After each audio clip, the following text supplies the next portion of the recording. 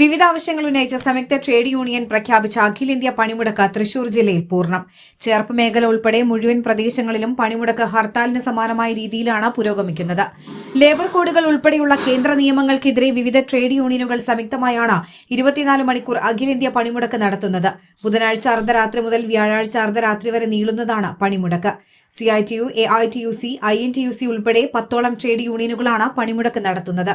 ബുധനാഴ്ച അർദ്ധരാത്രിയോടെ തന്നെ പണിമുടക്കിന്റെ ദൃശ്യം വ്യക്തമായിരുന്നു.